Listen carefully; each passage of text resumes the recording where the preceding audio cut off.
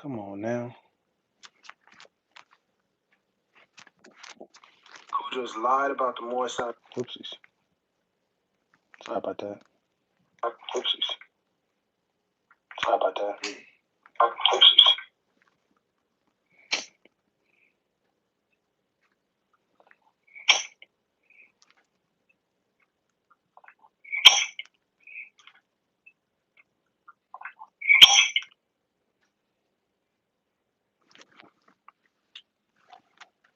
Oh, I'm tripping.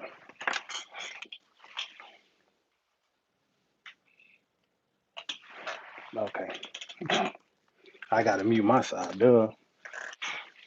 For whatever reason, I never heard it echo like that, so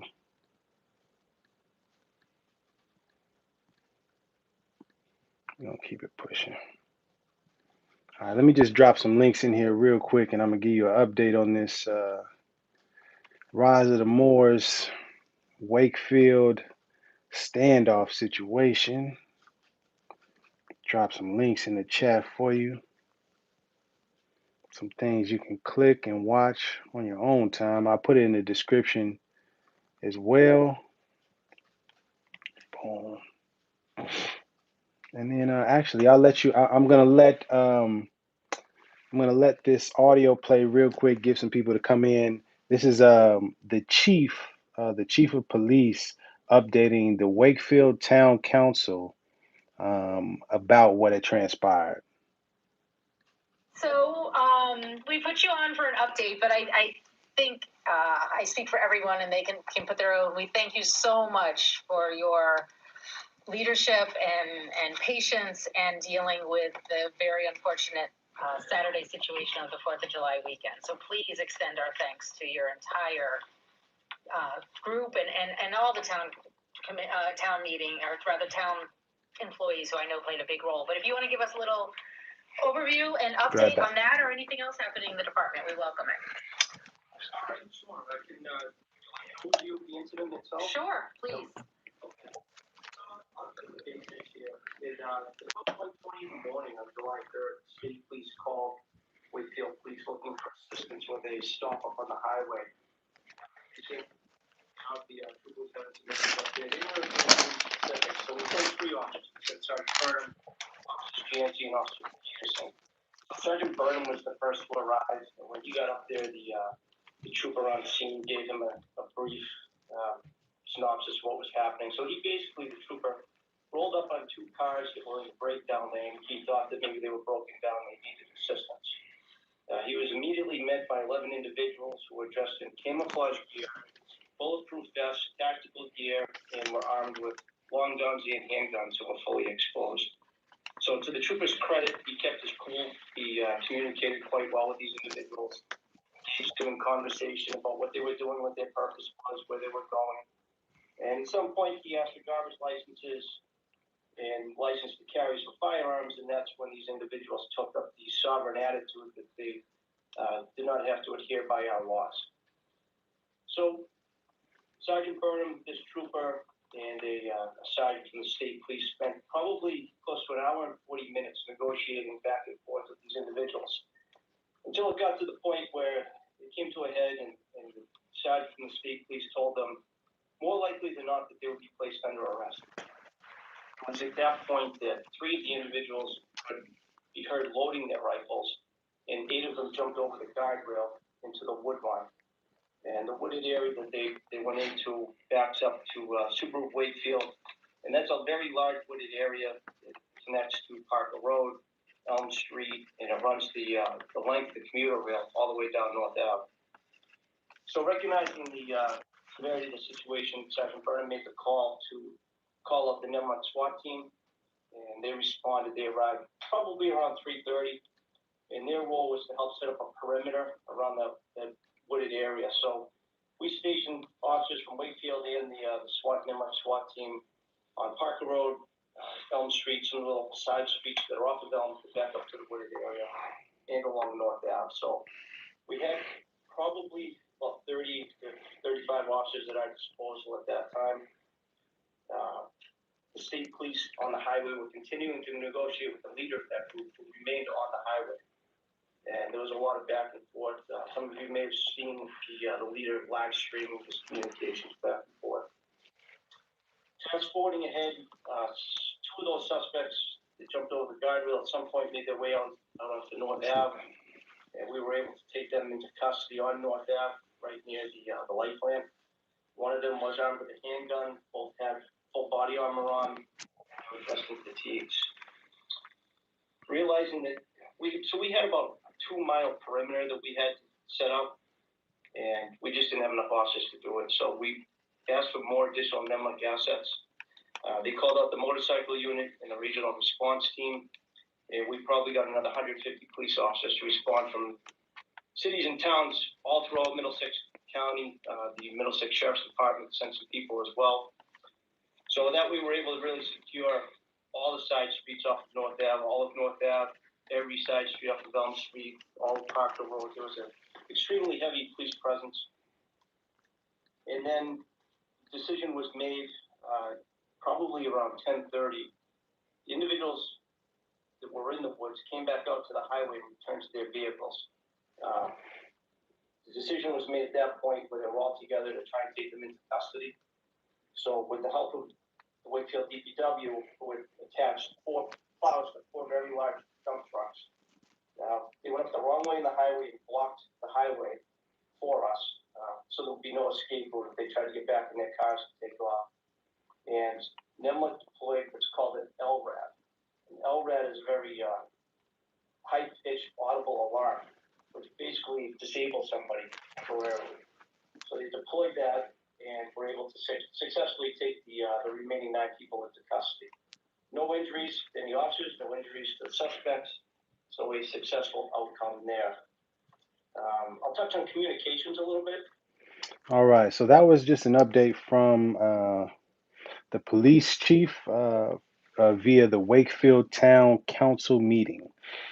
And just to summarize real quick, if you aren't aware about what happened, brief summary if you didn't catch that, this group entitled The Rise of the Moors were traveling from Rhode Island to Maine.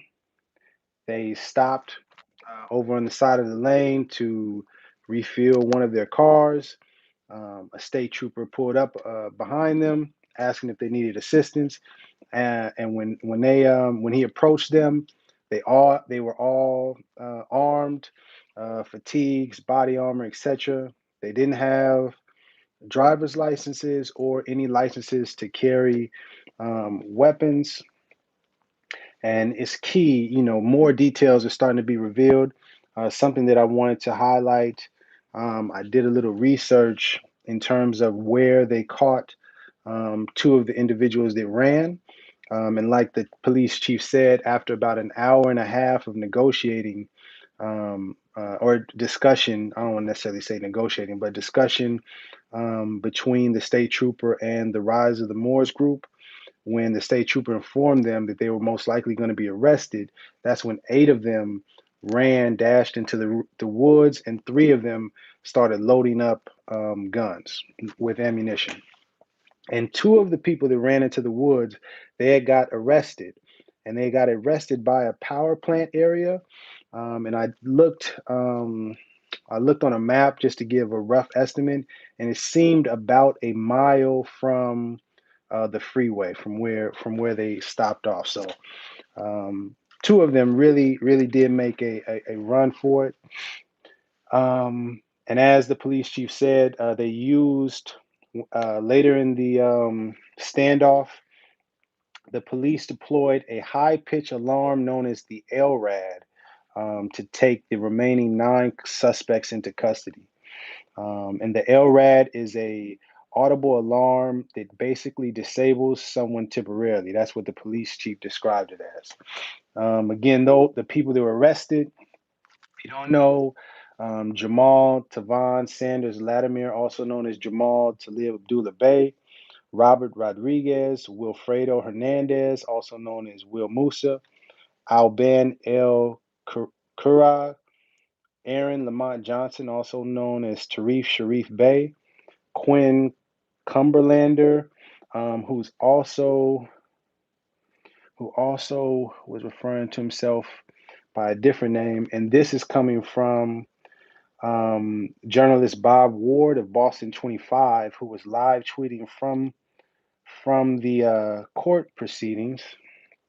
And Quinn Cumberlander, excuse me if I say it, yeah, Cumberlander also goes by Quinn Kabir L. The other last two people, Lamar Dow and Conrad Pierre. And then there was a 17-year-old man that was arrested, a boy, young man that was arrested, but his name has not been released. Again, they were all charged with unlawful possession of a firearm, 8 counts, unlawful possession of ammunition, use of body armor in the commission of a crime, possession of a high-capacity magazine, improper storage of firearms in vehicle, and a conspiracy to commit a crime. And then additional charges, several people were charged with furnishing a false name to police. And to update you, and this is coming from WPRI.com, Providence. Two of the Rise of the Moors members have received additional charges. The Rhode Island Attorney General's office are charging both Quinn Cumberlander, also Quinn Kabir L, and Jamal Latimer, also Jamal Talib Abdullah Bey.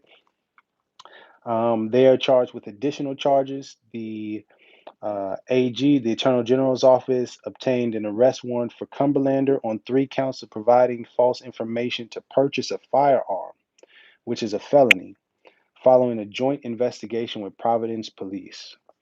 Investigators allege Cumberlander provided a false address during multiple attempts to purchase firearms from a dealer in Warwick, all of which were denied, according to the Attorney General's office. An arrest warrant has also been obtained for Jamal, for violating the terms of his bail stemming from an ongoing Superior Court case in Providence. Jamal Latimer was arrested last year by Rhode Island State Police on charges of obstructing a law enforcement officer, resisting arrest, and disorderly conduct. The AG's office said he was released on bail prior to his arrest on July 3rd. So that's the update in terms of new charges for these two of the Rise of the Moor members. And arrest warrants have been issued. Cumberlander will face charges in Rhode Island pending a bail determination in Massachusetts, while Jamal Bey is currently being held without bail. And then also, and this was July 13th when they were in court. And I'm going to read you some of the tweets from Bob Ward, who was live tweeting from the court proceedings. Let's see here.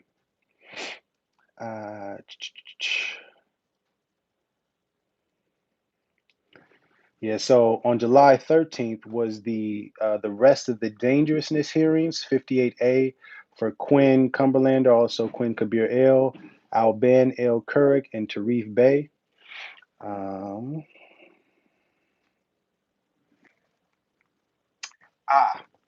Excuse me. And then before I proceed, there was one person that was still remaining as a John Doe. He had refused to give his name, but they did update his name. Rise of Moors member John Doe 2 has revealed his name as Omar Antonio of Brooklyn, New York. He is consulting a lawyer. He may have his own dangerousness hearing after this is finished. Let's see. The judge found probable cause for Omar Antonio to be arrested, along with the other Rise of the Moors members. And the judge finds probable cause. His dangerousness hearing will take place Friday. Okay, so for the last person that was unlisted of the, or minus the 17-year-old, but of the Rise of the Moors members, Omar Antonio, he will have his dangerousness hearing on Friday. to determine if he will be held without bail for up to 120 days or if he will be released. And this is updating the three other members. Yeah, so three other members were being seen on July 13th to determine their dangerousness hearing. 6 of the members already had their dangerousness hearing, and they were all, um, uh, it was ordered by the judge to have them held without bail for 120 days, which is 4 months. Here we are. The three Rise of the Moors defendants are handcuffed behind backs and still wearing military fatigues. This is Bob Ward live tweeting. The three Rise of the Moors defendants are asking their Moorish national ID cards to be introduced as evidence in addition to state driver's licenses. Tarif Sharif Bey is calling a witness. It's a woman holding a sleeping infant in court. She is being sworn. Tarif is questioning Julissa. She said he is a non-14th Amendment citizen. Julissa Adonye L refusing to tell court her address. Adonia L says Bey was born in Morocco. Adonia L, we abide by the laws of the unenforceable Constitution. Adonia L, this is Julissa Adonia L, says she is a foreign national just as Tarif Bey is. Julissa Adonia L is expressing herself in the same confrontational way as defendants at their initial arraignments. And with that, all three Rise of the Moors defendants rested. And just to clarify, I believe, if I'm not mistaken, but I'm pretty sure the Julissa Adonia L is the girlfriend slash wife. I'm not sure if they're married or not, but the partner with Jamal Latimer slash Jamal Bey. Okay, here is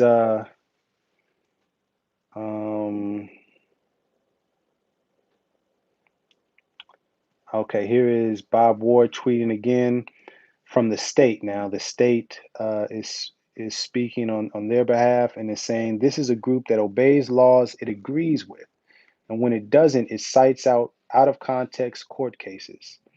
The only thing that convinced the Rise of the Moors to surrender was superior Massachusetts State Patrol numbers, state patrol numbers, and a stop team boxing them in. Quinn, Cumberlander, Kabir L. I'm not a danger, never charged with a serious crime. I have no evidence of mental illness or excessive use of alcohol. I surrendered peacefully.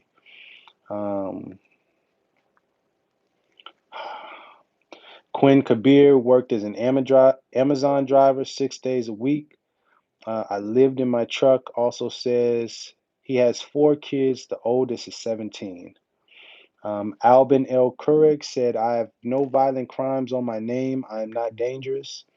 Tarif Bey said, I am definitely not a danger, never charged with anything. The standoff was created because we were waiting for someone who knew the law. It wasn't a standoff. We were waiting. We do respect the law. Tarif Bey, the only laws we don't follow are those that are blatantly in violation of the Constitution. Bey, the only people who raised their weapons was the stop team. They have us confused with sovereign citizens. We were exercising our Second Amendment rights in the video. It's disrespectful to call us dangerous or sovereign, says Bey. That's not who we are. Quinn responding to new charges in Rhode Island. 1 second.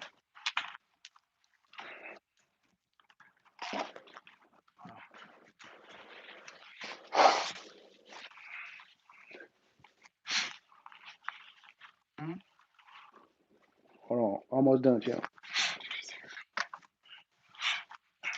Pardon me. Quinn, responding to new charges in Rhode Island, says he lives in a truck. He didn't give a false address. Judge is taking a brief recess. We'll be back soon. And then Bob Ward stated the last tweet was breaking the Massachusetts judge holds 3 Rise of Moors defendants without bail. So that's all of the live tweets from Bob Ward, the journalist. And as an update, now it is official. 9 of the 11 Rise of the Moors members have been have been decided by the judge to be held without bail for 120 days. One of the remaining 11, Omar Antonio, he has a dangerousness hearing Friday, and then the 17-year-old is having a separate proceedings.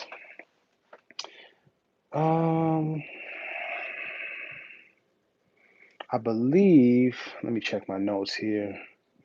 Sound cannons, members are held for 120 days, additional warrants issued. So that was the main updates that I had. Yeah, and I just wanted to highlight again, and this is coming from Boston.com, that the state police spent nearly an hour and 40 minutes negotiating with the group before informing the men that they would likely be arrested. And at that point, the officers heard guns being loaded, and 8 of the suspects jumped over the highway guardrail and into a wooded area.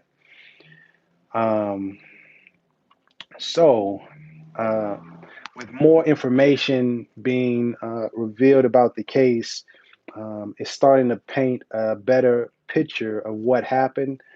There's also some footage, the body camera footage from the state trooper that initially walked up on the or pulled up on the Rise of the Moors members.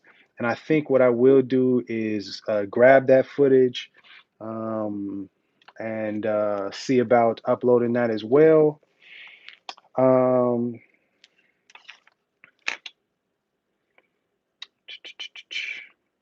Yeah, and that I think that is all in terms of new information regarding the case.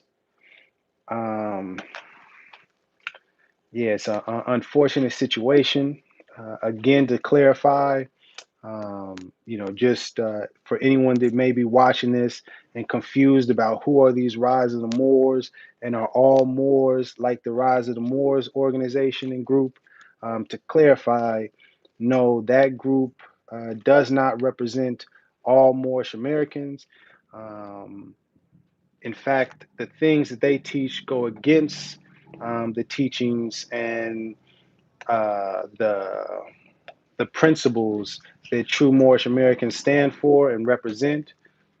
It is unfortunate, but just like any group in any nation, any group of people, there are some people within that group or within that nation, within that organization that may have opinions or beliefs that are very radical, very extreme. But those individuals or that small group does not represent the larger group. So I just wanted to make sure that I made that clear, and also for Moors that are watching, humbly, we have to do a better job of making sure that we distinguish ourselves and carry ourselves the way we're supposed to, honoring the teachings, making sure that we respect government and respect the laws of the government. And yeah, that's all I wanted to say in terms of myself. If you have any more questions, you can contact me at iamhhtemple@gmail.com. I would like to do some more analysis and some of my input on the situation in more of the details. But I'm doing my best to just report the facts first, and make sure that I get the information out before I put too much of my perspective in on it. So I'm going to do my best to at least separate it and make sure that the updates are just news and information updates. And then if I have my opinion on the situation, then I'll make a separate video and speak on my opinion of how things are going. Just to be respectful, so that if you want the information, you can just listen to the information. Were there any other questions in regard to the case? Is there anything that I made unclear? They do, if I'm not mistaken, they do have the next court date for the Rise of the Moors members, minus Omar Antonio, that already had the dangerousness hearing, is August 9th, and that is the probable cause hearing. Yeah, excuse me.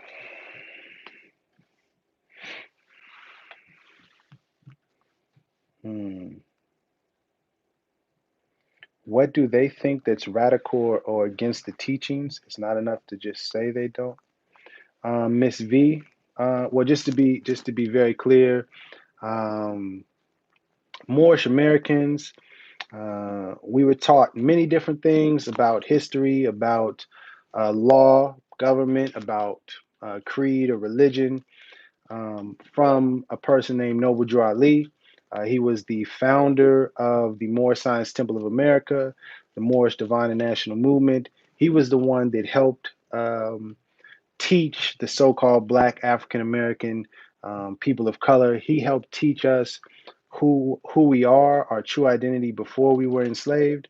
And one of the things that Noble Drew Ali taught, which many Moorish Americans consider to be a prophet, is he taught that Moorish Americans shouldn't even carry a pocket knife. He said, don't even carry a pocket knife. And furthermore, in a letter that was read by a Moorish American that was written in 1931, it speaks about Noble Drew Ali saying that Moorish Americans do not need guns or weapons of any kind, that's not necessary for us. And so, for individuals who claim to be Moors and claim to be representing Moors, to be so brazen with showing their weapons and having guns and arms in the public, with all of that ammunition, that really goes completely against the teachings and the guidance that Noble Drew Ali told us and taught us. So in terms of extreme, that is, just one of the ways that they're a bit extreme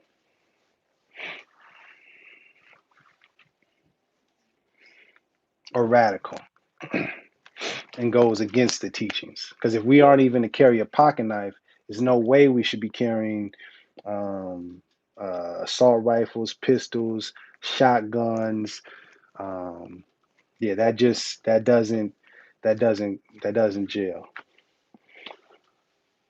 I hope that answered your question, Miss V. Was there any other questions before I got up off here? I didn't want to drag this out too long. Wanted to make sure I gave the information.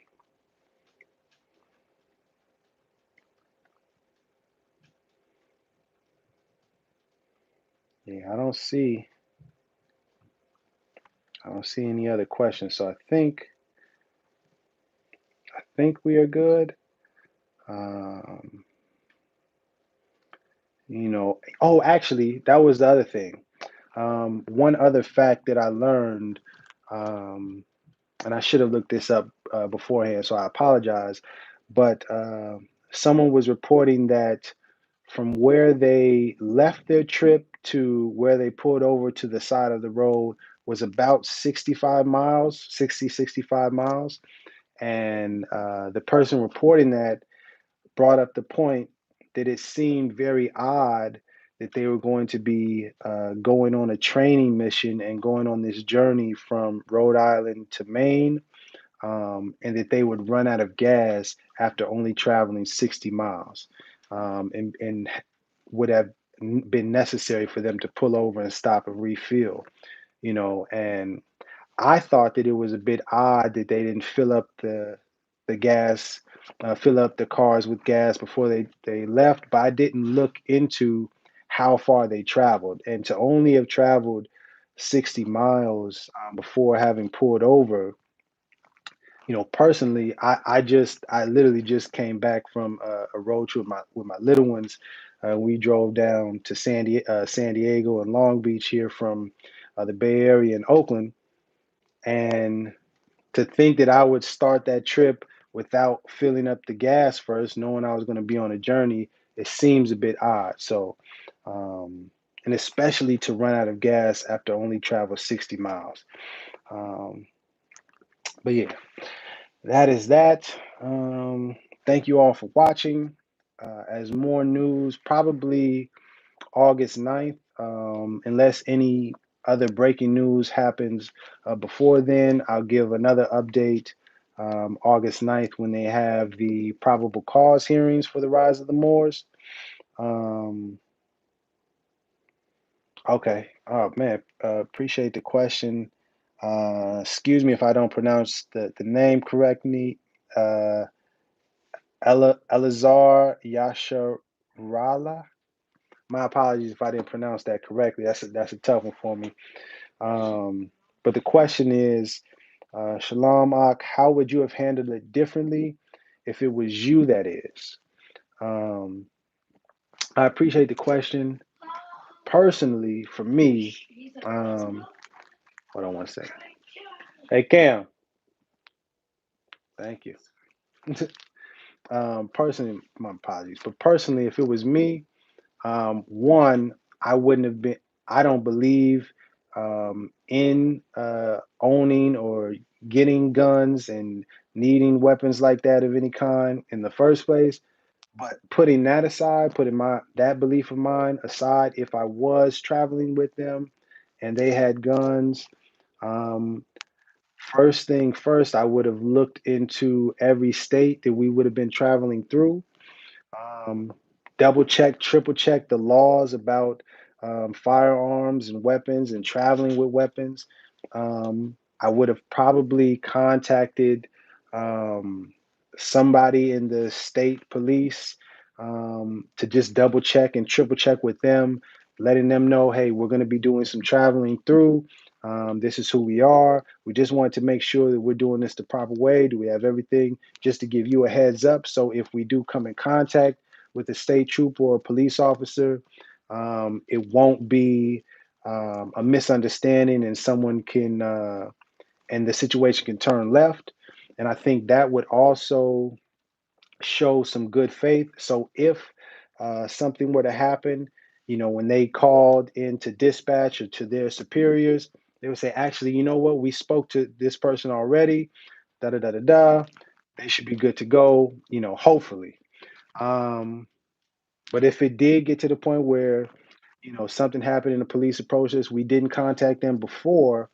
I wouldn't have been as uh, I wouldn't have been as, I don't want to say hostile, but uh, combative, or I would have been more uh, cooperative with the state trooper, because from the footage, when you listen to the body cam footage of the state trooper, he really was just concerned about them, because mind you, it was 1:30 in the morning.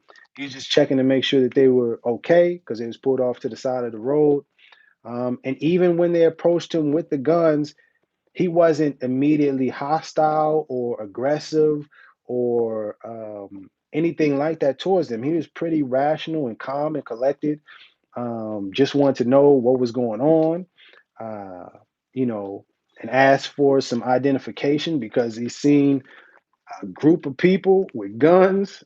And at that point, I would have given them some identification, made sure that hopefully we resolve the situation as peacefully as possible. And that's just understanding from the position on the outside looking in is one state trooper. It's 11 unidentified individuals with guns late at night on the highway. From his perspective, I can understand why he would be a bit concerned for his safety. And you can even hear him say in the footage, you know, just for my safety, I'm going to need you guys to put the guns down. Not trying to take away your guns or anything like that. I just need you to put them down for my safety. And at that point, unfortunately, Jamal responded to the state trooper, well, for our safety, we can't do that. And I think that was if it was me, rather, let me say this, if it was me, I would have shown some good faith and worked with the state trooper to hopefully rectify the situation without it escalating to what it's escalated to. Okay, appreciate it. Yeah, so I hope that answers, you know, your question in terms of if I would have handled it differently. Um, and most definitely I would have made sure none of the people, if you know, if assuming I was the leader, I would have made sure none of the people ran off into the woods, because that just doesn't, that to me is the the point where they escalated and called, you know, the emergency for all of those officers and police from everywhere to come to the scene, because it really is a dangerous situation at that point. It appears as though they're guilty of something and they're fleeing. You know what I mean? As opposed to being honorable and saying, okay, if you feel we must be arrested, no problem. We're gonna go peacefully. We don't need to try to flee. You know, we're not trying to run away from the law. We're trying to abide by the law. And I think those kinds of things um, along the whole way could have helped the situation um, not get to the point that it's at right now. Yeah. Yeah, not on one. Jamal has wanted a public confrontation for a long time. Um, mm, yeah. Well, I don't want to express my opinion too much more on this footage. I mean, on this video, but I will say that on my channel, if you just do a little searching, you can see me and some videos that I've made, you know, 2 months ago, 4 months ago, 9 months ago, about a year ago, speaking about this rise of the Moorish group and warning Moorish Americans and people in general, one, to uh, please not associate Moorish Americans with that group, because they're doing something separate, and also I was warning the people that support that group and that are a part of that group. It seems to me that the leader Jamal is putting people um, in a very unsafe situation, and it seemed like where it was going to be headed was a confrontation with the police. Um, and it's unfortunate that things have played out in this way. And I didn't realize until I was reading the article about Quinn Cumberland, or Quinn Kabir Ale, I believe, that he had 4 children. You know what I mean? And I think I'll end on this again. You know, if you are somebody that's watching this and knows some of the Rise of the Moors members, or can get in contact with them, I don't associate with them, but if you do, humbly I'm asking, you know, out of concern for their children and their loved ones, please get message to them that maybe they should think about just cooperating and doing whatever they can to work with the authorities, um, to make some sort of plea to not be facing, you know, 10 plus years of prison time. You know, because these are, you know, there's some felony charges here, and this is a serious situation, and the people that are really going to suffer out of all this is the children. You know what I mean? I know that Jamal has a young child, and Quinn, as we see, have 4 children, and so, and I don't know the other members, but I know that being in jail is not the best place to be, especially when you have children.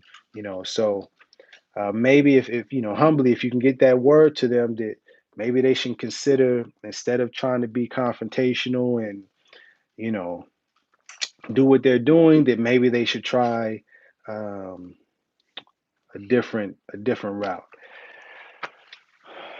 Yeah, yeah, yeah. It's on this channel. I'll drop it in the I'll put it in the description. Once I end this footage, I'll put it in the description of the video. So then if you just reload the video, you'll be able to click the videos and watch for yourself. Okay, cool.